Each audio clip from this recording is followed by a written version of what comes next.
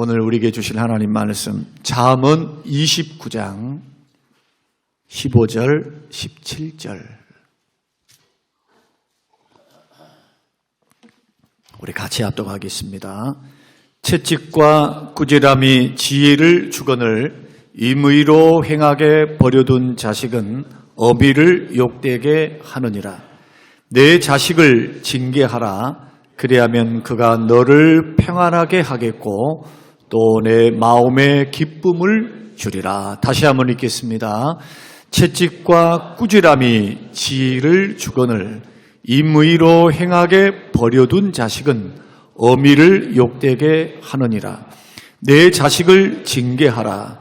그리하면 그가 너를 평안하게 하겠고 또 내 마음에 기쁨을 주리라. 아멘. 아멘.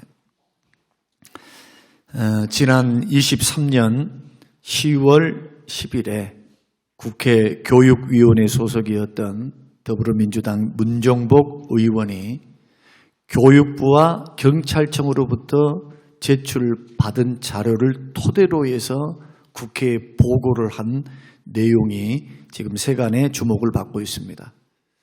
그 내용은 학교를 그만두는 학생과 그리고 학교 밖에 있는 학업을 중단하고 학교를 떠난 청소년들의 범죄율, 범죄 소년의 비율이 지속적으로 늘어나고 있다는 발표입니다. 특히 사춘기에 해당하는 고등학교 학업 중단 학생들이 역대 최대인 23,981명으로 나타났습니다.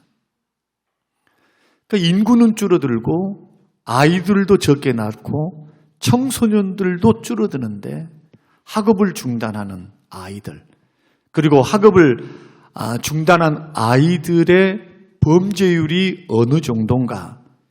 가출팸, 성매매, 특수범죄, 사기치고 꽃뱀 노릇하고 어른들이 하는 걸 똑같이 모방해서 하는 범죄율이 무려 23년 기준으로 39.7%입니다. 그러니까 적어도 거의 절반 이상 2명 중 1명 내지는 3명 중 1명이 가정을 떠나고 가출을 하고 학교 바깥으로 나가면 범죄에 노출될 수밖에 없는 열악한 구조를 대한민국이 지금 짊어지고 있습니다. 우리가 자녀들의 미래를 향해서 또 다음 세대를 바라볼 때 이 국가적인 위기 상황을 우리가 생각해 본다면 첫째는 저출산입니다. 예수 믿는 믿음의 가정은요 적어도 3명 이상을 낳아야 본전치게 하는 거예요.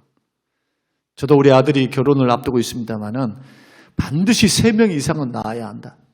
기본이 3명이다.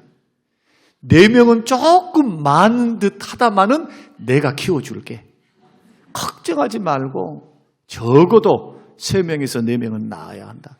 여러분 지금 애국할 수 있는 길이 자녀 많이 낳는 길입니다.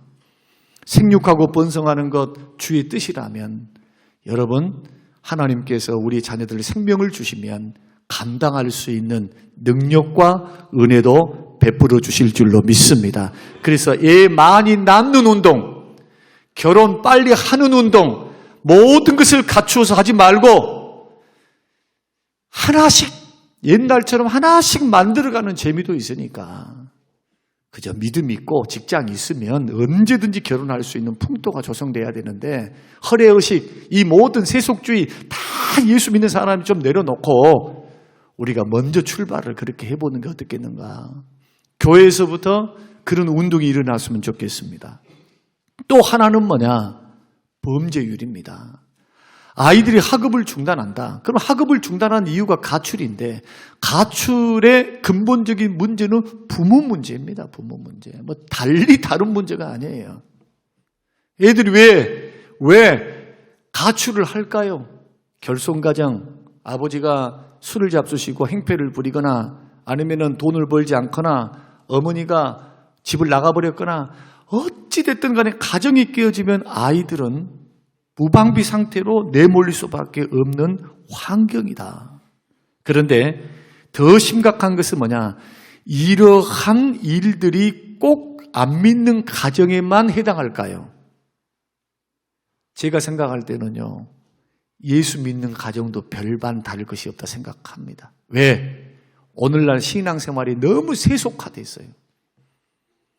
성경적인 가치관과 세계관으로 자식을 키우거나 인생을 살아가는 것이 아니고 세속적인 가치관과 세계관을 가지고 살라고 합니다. 성공, 돈 많은 거, 잘 되는 거, 떵떵거리는 거, 평안하게 사는 거, 주님이 우리에게 주신 직장의 소명, 은사, 직장, 특기 이런 것을 무시해버립니다. 개성을 무시해버려요.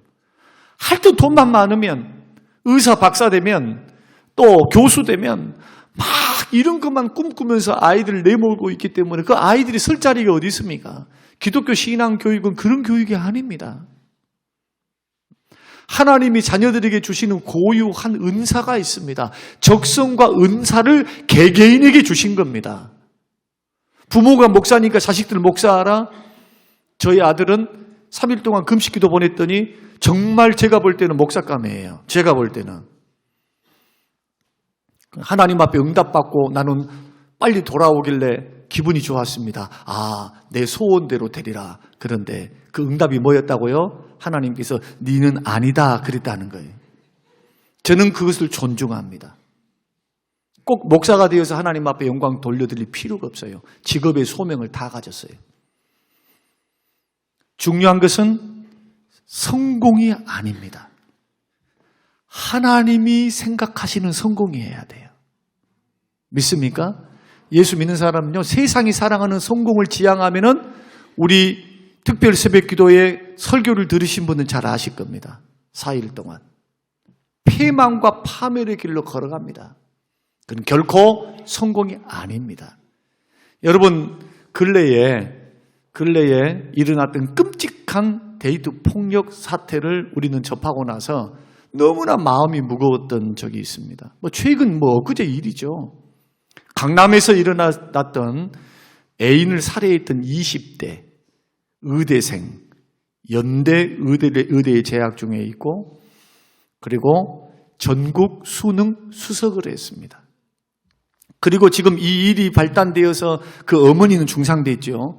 어머니하고 둘이 같이 이제 헤어질 것을 이야기를 딱 하는데 그만 분을 이기지 못하고 현장에서 A는 직사를 내고 딸은 직사를 내고 그 엄마는 중태에 빠졌어요. 그랬더니 그 가해자 집에서 어떤 일들을 하느냐 하면은 변호사를 10명을 붙였어요. 그럼 생각해 보세요. 변호사를 10명을 붙였다면 그것은 보통 가문일까요? 저는 미루어 생각해 볼 때 상류층에 있는 가문이었을 것이라 저는 미루어 그렇게 생각합니다. 여러분, 이런 끔찍한 일이 비단 이런 일들만 있는 것이 아닙니다. 예수 믿는 믿음의 사람들이 도대체 자녀들을 행복하게, 건강하게, 바르게 믿음 안에서 정말 하나님이 보실 때도 성공이고 사람이 볼 때도 성공한 그러한 인생을 살아갈 수 있도록 하기 위해서 부모가 해줄 수 있는 유일한 방법이 뭘까요? 이것을 세상적인 것으로 찾아간다면 답이 없어요. 답이. 그래서 우리는 1.1획도 변함이 없는 성경 말씀, 이 말씀에 주목합니다. 하나님 말씀은 불변하시고 하나님 말씀은 오늘날 우리에게 복을 위해서, 행복을 위해서 주신 말씀이기 때문에 자녀를 키울 수 있는, 그것도 하나님의 뜻대로 키울 수 있는 올바른 모델과 방법을 주님이 제시해 놓으셨어요. 그것을 우리가 살펴보면서 오늘 저와 여러분들이 이 험악한 세상, 다음 세대가 믿음으로 잘 살 것이라는 보장이 어디 있습니까? 너무나 범죄가 끔찍해요. 청소년들의 범죄가 어른들 못지 않습니다. 인터넷을 통해서 모방 범죄가 얼마나 많이 일어나고 있는지는 몰라요. 이러한 시대 가운데 뱀처럼 지혜로우며 비둘기처럼 순결하게 정말 하나님의 마음에도 맞고 하나님의 가르침대로 인생을 경영하고 살아가면서 자녀들이 하나님이 주신 복과 은혜를 누리면서 사회에도 없어서는 안 될 유익한 일꾼으로 세우기 위해서 성경은 뭐라고 말씀하고 있는가를 주목해 보려고 합니다. 저는 목회자이지 저는 철학자가 아닙니다. 사회교육가도 아니에요. 심리학자도 아니에요. 저는 그런 거 잘 몰라요. 심리학은 부전공이 있습니다만은 심리학적으로 다 위로하는 방법, 또 사람들이 좋아하는 거, 그거 모르는 거 아니에요. 그러나 지금껏 목회를 통해서 깨달은 것 한 가지가 있어요. 사람의 변화는요, 인생의 변화는 예수를 만나야 변화집니다. 믿습니까? 예수를 인격적으로 만나야만 사람은 변하는 거예요. 살아계신 주님을 만나지 못하면 천하 없어도 변하지 않습니다. 예수 만날 수 유일한 방법이 성경은 두 가지로 되어 있어요. 케리그마와 디다케로 되어 있습니다. 십자가의 복음입니다. 예수 생명 얻을 수 있는 유일한 길, 예수를 만날 수 있는 유일한 길이 뭡니까? 나를 위해 십자가에 죽어주신 예수 그리스도를 만나는 거죠. 이것이 복음 선포예요. 그래서 강단에서는 복음이 선포돼야 됩니다. 왜냐하면 이 복음을 만나지 않고 복음을 믿지 않고서는 변화가 일어나지 않으니까. 성령으로 거듭나지 않으면 변화가 일어나지 않으니까. 자녀들에게 예수 그리스도의 복음을 날마다 증거해야 되고, 강단에서 하루라도 한 주라도 예수의 하나님 되심과 그 하나님의 중심의 삶에 대해서 목사는 날마다 구속사적으로 설교를 해야 예수님이 가르쳐 주신 설교입니다. 그리고 성경은 디다케로 되어 있습니다. 교훈의 말씀. 이 교훈의 말씀은 하나님 백성답게 너는 어떻게 살래? 이렇게 살아라. 내 자식이면 이렇게 구별되게 살아야 한다. 그래서 도덕적인 말도 있고 위로의 말도 있고 때로는 바르게 하는 말, 책망하는 말, 교육하는 말. 성경에는요, 위로 말만 있는 건 아닙니다. 책망하는 말씀도 많고 심판의 말씀, 경고의 말씀 너무 많아요. 왜 이렇게 선포되어야 합니까? 우리 안에는 죄성이 있기 때문에 그래요. 알아도 죄에 이끌리는 마음이 강하기 때문에 늘 주야로 주의 말씀을 읽고 듣고 경건을 훈련하면서 선택의 기로에 놓여 있을 때 보십시오. 무엇을 기준으로 우리가 선택해야 합니까? 아이들에게 그 기준을 가르쳐줘야 합니다. 자녀들에게 기준을 정해줘야 합니다. 누가 어렸을 때 부모가 뭘 가지고 기준을 정하시기를 원하십니까? 세상의 원리, 성공의 원리, 돈 버는 방법, 마음의 평안을 얻을 수 있는 방법, 심리학적인 어떤 류의 상식, 그거 아닙니다. 그것 가지고는 패망해요. 능력이 없어요. 잠깐은 유익이 있습니다. 그것이 우리로 하여금 하나님의 능력과 은혜를 공급받는 그 성령의 역사를 능가할 수는 없습니다. 1.16도 변함이 없는 생명의 말씀이 아이들에게 기준이 돼야 돼요. 기준이. 그래서 오늘 우리도 생명의 말씀 앞에 서 있는 겁니다. 저와 여러분들이. 그럼 성경은 자녀들을 어떻게 키우라고 말씀합니까? 에베소서 6장 4절에서 자녀를 키울 때에 자녀를 노엽게 하지 말랍니다. 그러면 자녀를 노엽게 하지 말라는 말은 무슨 뜻이냐 하면 부모가 잔소리가 너무 많은 거예요. 한마디로 말하면 했던 말 또 하고 했던 말 또 하고 했던 말 또 하고 했던 말 또 하고. 물론 자식을 위하는 말이니까 그 말이 잘못됐다 그렇게 생각지는 않습니다. 왜냐하면 미래를 위한 말이잖아요. 우리 부모가 다 자식들에게 하는 말은 미래의 장래를 위한 말이에요. 책망도 잔소리도. 그 잔소리를 잔소리로 듣지 않고 그것을 부모의 교훈으로 잘 받는 자식들은 정말 지혜로운 자식이죠. 부모가 시행착오를 겪었던 지혜를 얻는 것이니까. 그러나 많은 경우 감정이 실려서 자녀에게 핀잔을 주고 감정이 실려서 이 마음속에서는 애를 분에 못 이겨서 하는 이런 유의 말들은 삼가하셔야 합니다. 왜냐하면 자녀들로 하여금 그것이 분노하게 만들고 노엽게 만들어요. 귀찮게 만들고. 그래서 어머니들, 특히 어머니들은 조심하셔야 돼요. 다 큰 아이들 데리고 맨날 이런저런 말하면 애들이 뭐라고 말합니까? 다음부터 엄마 알았어! 그렇게 안 하는 자식들, 여기서 그렇게 안 하고 자란 아들들, 저를 비롯 저도 손들고 있잖아요. 그렇게 하고 자랐어요. 지금 와서야 철이 들어서 그것이 다 부모가 사랑하기 때문이어서. 그런데 내가 똑같이 우리 아들에게 그렇게 하고 있어요. 어제입니다. 그제입니다. 하도 아이스크림이 먹고 싶어서 그 비가 추적추적 내리고 있는데 그것도 밤 9시예요. 비가 내려요. 근데 순종 잘하는 우리 요한이한테 요한아 아빠 아이스크림 먹고 싶다. 저는 아이스크림 중에서 다른 건 안 먹습니다. 꼭 바나나 맛 잊어버렸네. 조한난가? 하여튼 뭐 그런 류의 하여튼 그런 아이스크림을 먹는데 근데 아들이 딱 묻는 겁니다. 아빠 비가 오는데요? 그 말은 무슨 뜻입니까? 가기 싫다는 거잖아요. 비가 오니까 나가기 싫다는 거잖아요. 그래도 아빠가 먹고 싶은데 하니까 알았어요 하고 주섬주섬 옷을 입고 그 다음에 우산을 쓰고 딱 내려갑니다. 그런데 문 밖을 딱 나가는데 한마디를 제가 딱 하는 거예요. 차 조심해라. 우리 사거리는요 차가 푹 하고 튀어나와 버려요. 저는 그 사거리 갈 때마다 우리 동네 사거리요 거기는 굉장히 조심해야 되거든요.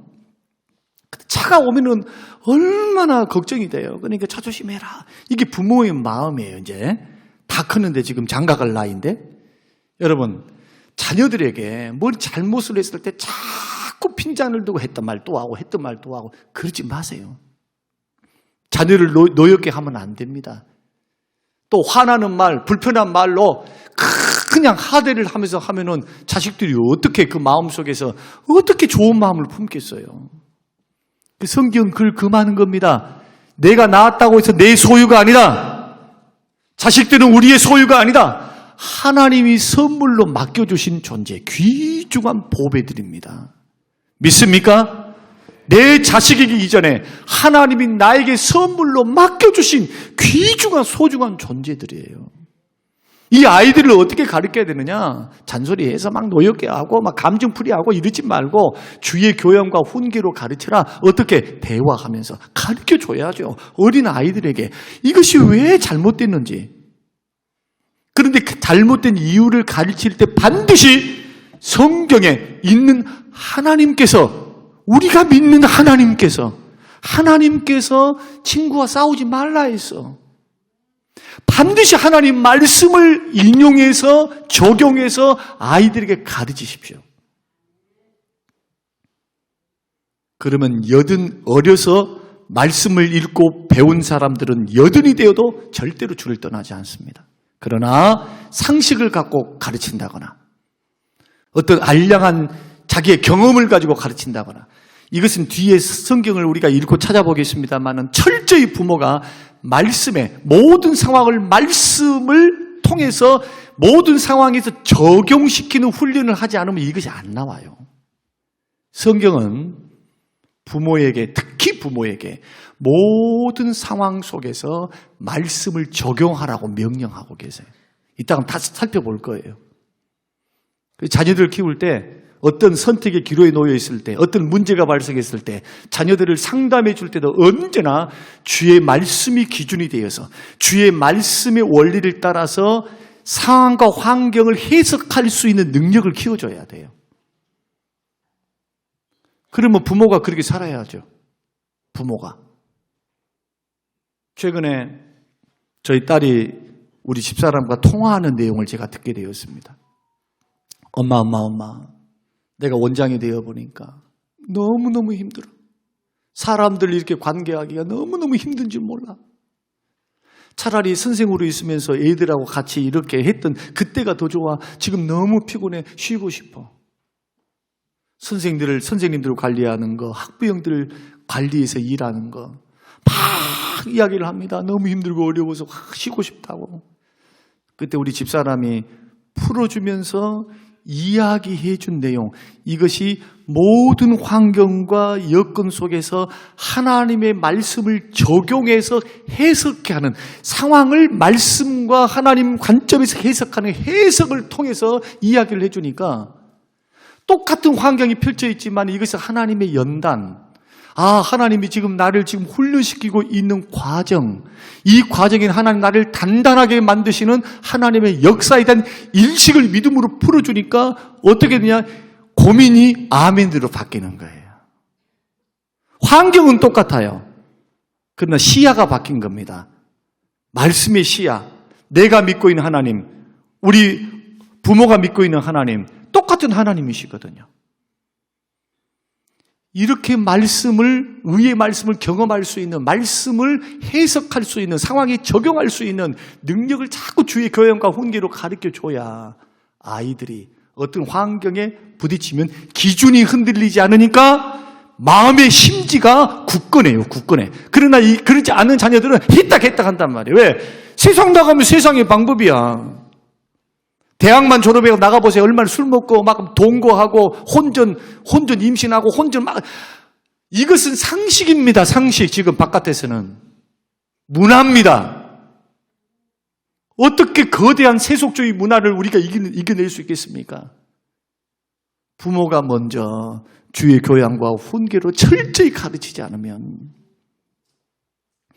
디모데후서 3장 16절 17절 말씀 보면 모든 성경의 유익에 대해서 말씀하는데 교훈과 책망과 바르게 하면 좋대요. 이보다 더 좋은 게 어디 있어요? 철학이나 부모의 경험이나 어떤 사람의 막 자녀를 키웠던 방법, 이러한 방법들은 참고하십시오. 그 방법은 아이들에게 적성에 맞게 해나가는 지혜일 수는 있으나 그것이 생명일 수는 없습니다. 아이들 마음속에 예수가 심어져야 되고 믿음이 세워져야 되고 그 말씀이 살아서 역사하셔야 합니다. 이렇게 가르쳐야 돼요. 의로 교육하게 유익하고 하나님의 사람으로 온전하게 한다. 온전한다는 말씀은 성숙하게 한다는 거예요. 얼마나 좋아요. 하나님의 사람으로 성숙해 가는 겁니다. 이 방법이 성경 안에 있습니다. 성경을 적용하고 성경을 사랑하고 성경의 세계관을 가지고 살아갈 때 말씀이 기준이 되어서 판단하고 분별할 줄 알 때 모든 선한 일을 행할 능력을 갖추게 한다. 얼마나 감사해요. 만약에 그 속에 그 하나의 예를 들어본다면 그 의대생 마음속에 예수가 계셨고 의대생 마음속에 하나님 말씀이 살아서 역사했다면 그 분노가 치밀어 오른다 해서 무참하게 사람을 죽인다. 여러분 죄송하지만 계시록 20장과 21장을 보면 유황불못에 빠질 사람, 지옥 형벌에 빠져서 영원토록 불타는 고통 속에 죽지도 않고 고통받는 명단 가운데 한 사람이 누구냐? 살인자들입니다. 근데 예수 진짜 믿은 사람이 계획적으로 막 그렇게 할 수 있다고요. 우리는 생각해 봐야 합니다. 아이들을 어떻게 키울 것인가? 성공이 아니에요. 끝까지 가야 성공이죠. 끝까지. 그걸 끝까지 이어가야죠. 여러분 사람의 능력 아니면 환경 그렇게 자주 바뀌는 환경에 아이들을 내몰게 하실 것입니까? 아니면 생각과 마음의 뿌리를 말씀에 두고 전능하신 하나님께 두어서 그들이 어려움을 지혜롭게 성경이 주고 말씀이 주시는 성령이 주시는 그 지혜 안에서 풀어나가는 하나님의 사람들로 키우시기를 원하십니까? 이 부분입니다. 그래서 주의 교양과 훈계는 한마디로 말씀 교육하라는 거예요. 말씀. 누가? 교회 선생님이? 아니요. 부모가. 그래서 방목해서도 안 되고 신앙 교육을 그냥 학교 교회 선생님한테 일주일 딱 맡겨놓고 끝나버리는 것이 어디 있어요, 그게. 여러분 한번 생각 한번 해보세요. 우리 어린이날을 맞고 가족의 달을 맞이해서 한번 생각해 보자는 겁니다. 그래 놓고 막 신앙 교육을 마치 교회에서 다 이루어진 것들은 생각한다면 그건 착각 중에 착각입니다. 일주일에 한 번 듣고 어떻게 믿음이 자랍니까? 그래서 제가 늘 강조하는 게 새벽 예배, 새벽 기도 영상 들어라, 말씀 암송하라, 말씀 통독하라, 자꾸 이렇게 귀찮아도 기도하라. 그렇게 가르치는 것은 뭐냐 하면은 다른 대안이 없어요. 이길 수 있는 대안이. 경건이 기초가 돼야 돼. 경건이 훈련돼야 돼요. 이게. 그래야 옳은 판단, 옳은 생각, 성령에 이끌리고 말씀에 이끌리어서 여러분들이 밖에 나가 있는 삶의 현장에서 승리하며 걸어갈 수가 있지. 그러지 않으면 승리하며 걸어갈 수가 없어요. 그런 능력이 우리 안에는 없습니다.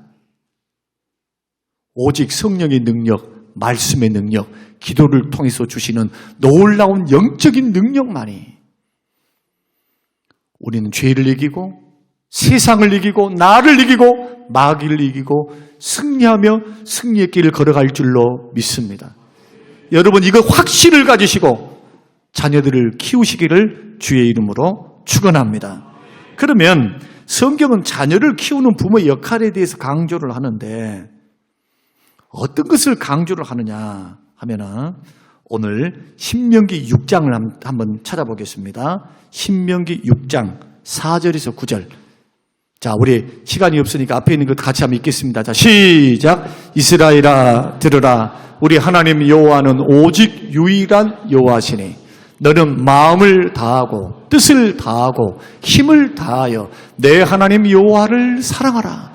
오늘 내가 너에게 명하는 이 말씀을 너는 마음에 새기고 내 자녀에게 부지런히 가르치며 집에 앉았을 때이든지 길을 갈 때이든지 누워있을 때이든지 일어날 때이든지 이 말씀을 강론할 것이며 너는 또 그것을 내 손목에 매어 기호를 삼으며 내 미간에 붙이며 또 내 집 표로 삼고 또 내 집 문설주와 바깥문에 기록할지니라. 쉽게 말씀드리면 세 가지로 요약이 돼요. 첫째로 부모 자신이 하나님 말씀을 마음에 새기라. 그래서 말씀을 마음에 새기고 말씀을 마음에 새기고 자녀 잘 키우려면요 먼저 부모가 말씀의 사람이 되어야 합니다. 말씀을 마음에 새겨야 돼요. 신비에 새겨야 합니다. 두 번째, 따라서 한번 해보십시다. 모든 상황 속에서 하나님 말씀을 적용하라. 누구부터?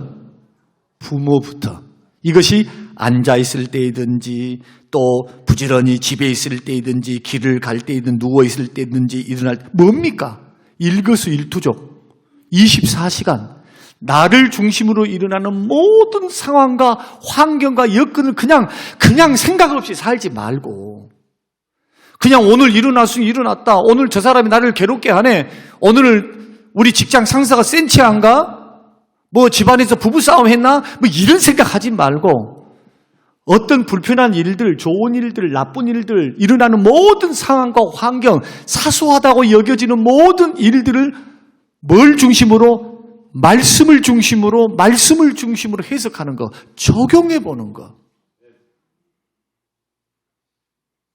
이것이 성경이 여호수아 1장에서 말씀하는 주야로 하나님 말씀, 좌로나 우로나 치우치지 말고 주야로 하나님 말씀 묵상하라 그 말이에요. 이 말이.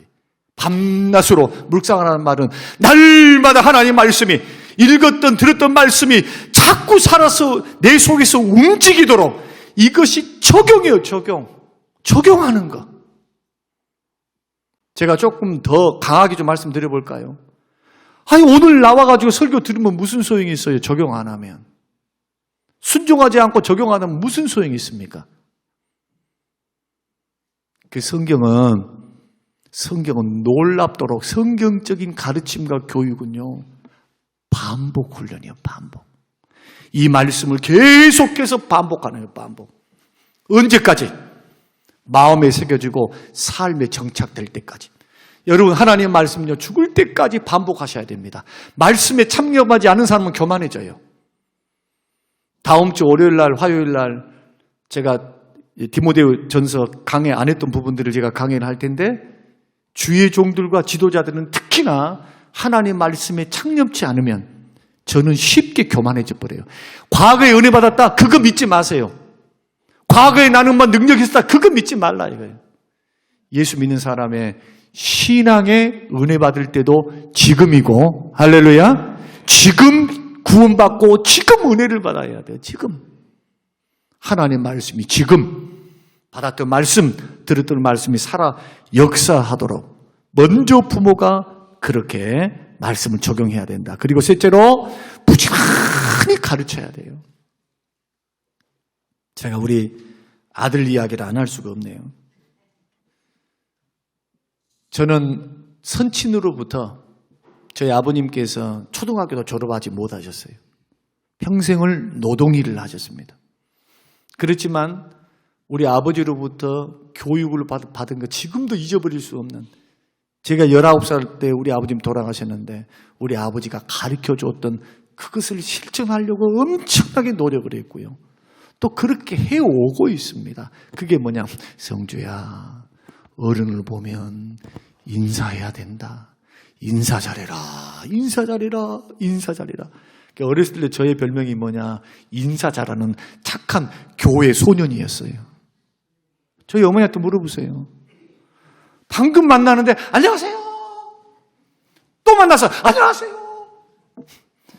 어른들이 됐다 해도 안녕하세요. 됐다 해도 왜? 아버지가 그렇게 교육을 시켜놨어요. 사람은 어른을 보면 인사해야 된다. 전에도 설교 한번 했습니다마는 어른 연세가 드셨든 나이가 어리든 인사만 잘해보세요. 한번 사람을 보고 살짝 웃으면서 인사만 해보세요. 받은 상대방이 얼마나 기쁜지 몰라요. 만약에 목사님이 찡그리고 한번 설교를 해보세요. 그럼 여러분들 우리 목사님 사모님이랑 싸웠나? 웃으면서 하면 우리 목사님 무슨 좋은 일 있나? 그래서 목회가 어려운 거예요. 성도들 앞에서 언제나 웃어야 되니까. 이 가르침, 부지런히 가르침. 저는 어릴 때부터 계속 그 말을 다 듣고 자란 거예요. 그렇게 한 거예요. 이게 몸에 딱 배니까 자동적으로 나와요. 좀 힘들지만. 왜 이렇게 해야 되는가? 그러면 도대체 히브리서 4장 12절 이건 다 찾으셔야 돼요. 히브리서 4장 12절. 이제 말씀의 결론을 좀 맺으려고 합니다. 4장 12절. 같이 한번 읽겠습니다. 시작. 하나님의 말씀은 살아있고 활력이 있어 좌우의 날선 어떤 검보다 예리하여 혼과 영과 및 관절과 골수를 찔러 쪼개기까지 하며 또 마음의 생각과 뜻을 판단하나니. 자, 저는 여기서 두 가지를 좀 강조하고 싶어요. 왜 아이들에게 말씀을 가르쳐야 되고 집에서 부지런히 성경을 가르치고 철로 역정도 읽게 만들고 아이들에게 오늘 주일날 너는 전도사님이나 부목사님한테 설교를 들었는데 아들아 오늘 뭐 배웠어? 뭘 느꼈어? 여러분 아이들에게 밥상머리에서 꼭 물어보세요. 꼭. 무슨 말씀 들었는지.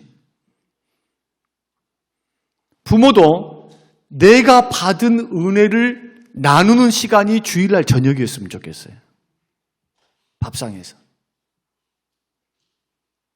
말씀을 서로 오손도손 나누고 여러분 기가 막힌 말을 자녀들에게 들을 겁니다. 내가 우리 아들만 또 못해 믿음이. 아이들이 그 순진한 마음, 깨끗한 마음에 말씀이 그냥 순박하게 있는 그대로 받아들이거든요. 그 아이들 입에서부터 하나님을 인정하고 구원을 이야기하고 천국을 이야기하는 소리를 들으면 나는 긴가민가 있는가 없는가도 그냥 몰라가지고 가봐야 안다는 식으로 했던 사람들이 얼마나 부끄러워요. 우리 교회는 그런 가정이 있어요. 누구라고 밝히기 어렵지만. 왜 가르쳐야 되느냐? 하나님 말씀이 살아있기 때문입니다. 하나님 말씀은 가만히 있지 않습니다. 듣는 사람 심령 속에 뿌려져요. 예수님이 씨 뿌리는 비유, 마태복음 4장에서 씨 뿌리는 비유처럼. 두 번째는 그 말씀이 가만히 있지 않고 마음과 생각과 뜻을 판단합니다. 다시 말씀드리면 내가 말씀을 찾고 읽고 듣고 적용시키는 훈련을 하면요. 어떤 일들이 딱 발생했을 때 내가 지금 화가 났어요. 내가 싸워야 돼. 실수를 해서 그러면 실수했으면 실수한 것으로 끝나지 않습니다. 말씀을 자꾸 읽고 듣고 말씀을 묵상하고 그 말씀에 붙잡혀 있는 사람들은 이 말씀이 마음의 생각과 뜻을 판단합니다. 분별하게 분별. 이것은 죄야. 이것은 하나님이 기뻐하지 않아. 회개의 자리로 돌아올 수 있고요. 죄를 막을 수가 있어요. 왜? 부모가 가르쳐주기 전에 이미 성령께서 들은 말씀, 읽었던 말씀을 이 말씀이 살아 역사하면서 그 양심을 통해서 말씀하니까 이 아이들이 어떻게 걸어가겠습니까? 이 자녀들이 이 좋은 유익의 길은 버려버리고 학원은 4개, 5개, 6개, 7개, 8개 보내면서 그 시간 많은 시간을 학교에 보내면서 일을 하면서 가정에서 신앙교육은 교회에다 다 맡겨버려, 교회에다가. 그런 법이 어디 있어요?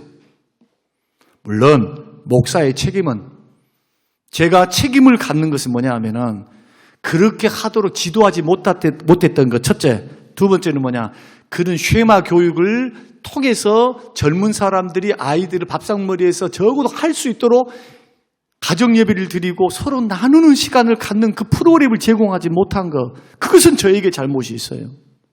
그러나 우리는 교회가 변화되기를 원합니다. 저는 가정이 새로워지길 원합니다. 그 첫 출발은 가정 예배 드리면서 하나님의 말씀을 아이들에게 가르치는 것으로부터 시작해야 한다. 만약에 이렇게 되면 어떻게 되느냐? 결과가 너무 좋아요. 결과는 두 가지입니다. 첫째는 오늘 본문의 말씀 보니까, 자, 본문 17절 한번 읽어주십시오. 17절 띄워주세요. 자, 같이 읽겠습니다. 자, 시작. 내 자식을 징계하라. 그리하면 그가 너를 평안하게 하겠고 또 내 마음에 기쁨을 주리라. 쉽게 말씀드리면 그겁니다. 왜 부모가 마음이 평안할까요? 자꾸 아이들을 징계하면서 가르치면서 채찍까지는 아니어도 말씀의 주의 교양과 훈계로 잘못된 것을 따끔하게 혼을 내면서 네 그 길 가면 안 된다, 이렇게 하면 안 된다, 하나님이 기뻐하지 않는 길이다, 자꾸 아이들을 교정을 시키면서 그렇게 훈련하고 말씀을 심으면 왜 부모가 평안하느냐? 매사를 지혜롭게 행동할 거라는 거예요. 왜? 하나님 말씀은 지혜를 주거든요. 그러니까 그 가르침 받았던 아이는 말씀을 따라 지혜롭게 처신을 하니까 부모가 걱정을 안 해. 나는 이 아이를 내놔도 걱정이 없어. 어떤 걱정이 없습니까? 직장에 가도 좋은 소리를 들어. 네 집 자식이냐고. 야, 나는 많은 직원들을 써봤지만 참 당신 같은 직장을 갖는 그런 사람 못 봤다. 정말 지혜롭게 대처를 합니다. 그리고 평안해요. 그 다음에 기쁨을 줍니다. 왜? 네 집 자식이냔 말이야. 네 집 자식이야 지금. 네 부모 누구야? 우리 어른들 늘 했던 것이 그것이 있죠. 얘가 막 이쁘게 생겼고 막 똘망똘망하면서 막 말도 잘하고 똑똑하게 생겼고 뭐 또 이쁜 짓 하면 뭐라고 말합니까? 어른들이, 할아버지 할머니들이 네 집 자식이요. 그러면 저는요 기억이 있어요. 또 배웠어. 어떻게? 저희 아버님 함자가 안자, 병자, 학자신데 또 5, 6살짜리가 안병학인데요? 이래 안 했어요. 아버지한테 배웠습니다. 어른들이 물으면 안자, 병자, 학자 되십니다. 깜짝 놀라는 거예요. 부모, 자식 교육 잘 받았다고. 오늘 저와 여러분들이 우리 가정의 달을 지나가면서 우리 위원장으로부터 특별히 목사님 가정에 대한 설교를 해 주십시오 하는데 제가 아무리 생각해 봐도 성경 이외에는 없는 것 같아요. 제가 볼 때 다른 것을 해볼까 막 고민도 하고 지금 고민 중에 있습니다만은, 그러나 이보다 더 시급한 건 없다. 다시 반복이 되어진 것이지만은 한번 점검해 보자는 겁니다. 정말 내가 말씀대로 살고 있고 적용하고 있는가? 우리 자녀들을 그냥 방목하고 있는가? 아니면은 주변 사람에게 맡기고 선생님들에게 맡기고 있는가? 내가 내 자녀들을 성경대로 부모에게 주셨던 말씀대로 네 자식에게 그렇게 가르치라는 주의 명령을 따라 걸어가고 있는가? 이 말씀을 들었다면 가정에서 조그마한 적용이 일어났으면 좋겠습니다. 가정 예배를 주일날 꼭 드리세요. 저녁에 그 가정 예배 형식을 꼭 취하지 말고 자녀들하고 밥을 먹으면서 오늘 오전에 들었던 설교에 대해서 또 오늘 느꼈던 것에 대해서 서로 나누면서 축복해주고 기도해주고, 부모도 오늘 내가 받았던 목사님 설교를 통해서 하나님이 이런 음성을 주셨고 이런 은혜를 주셨는데 나는 이렇더라라고 잠깐이라도 이런 훈련, 대화하는 훈련, 성경을 이야기로 풀어주는 훈련, 내가 받은 은혜를 나누는 훈련 시작할 수 있게 되시기를 주의 이름으로 축원합니다. 머리가 커가지고 그 다음부터 아버지 내 신앙은 내 신앙이고 부모 신앙은 부모 신앙이요 간섭하지 마시오. 이런 때가 오기 전에 어렸을 때부터, 젊었을 때부터 여러분 이 말씀을 유념해서 여러분 자녀들을 믿음으로 잘 키워내는 하나님의 멋진 부모들, 사명자들이 되시기를 주님의 이름으로 축원합니다. 고마우신 아버지 하나님, 고맙습니다. 감사합니다. 저는 이 말씀 앞에 섭니다. 우리가 다 잘해서 자녀들이 훌륭한 것은 아닙니다. 하나님의 은혜임을 감사합니다. 그러나 하나님, 주님 말씀하신 대로 가르치지 못한 죄를 용서하여 주시옵소서. 자녀들의 문제는 부모의 책임입니다. 부모의 문제입니다. 하나님 아버지, 불쌍히 여기시고 주의 말씀 앞으로 돌아오게 하옵소서. 예수님 이름으로 기도합니다. 아멘. 아멘.